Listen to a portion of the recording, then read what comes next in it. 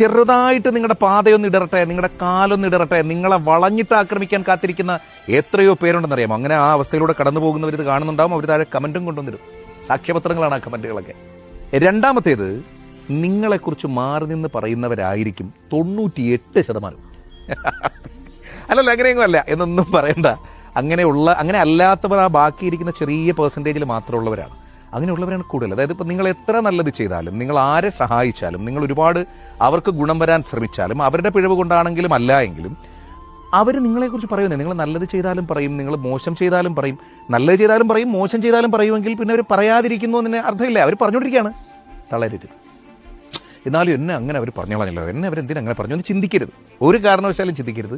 Let it be. അവരങ്ങനെ പറഞ്ഞുകൊണ്ടേയിരിക്കട്ടെ. പറഞ്ഞുകൊണ്ടിരിക്കുന്നവരവിടെ പറഞ്ഞുകൊണ്ടേയിരുന്നോളും. അത് അവരുടെ കൾച്ചറാണ്, അവരുടെ ജീവിത രീതിയാണ്. അവർ ജീവിച്ചു വന്ന, വളർന്നു വന്ന, അവരുടെ വായനയുടെ, അവരുടെ പഠനത്തിൻ്റെ, വിദ്യാഭ്യാസത്തിൻ്റെ, സാമൂഹിക ചുറ്റുപാടിൻ്റെ കാഴ്ചപ്പാടുകളിൽ നിന്നാണ് അവരത് പറയുന്നത്. അവർക്ക് അങ്ങനെ പറയാനേ അറിയുള്ളൂ.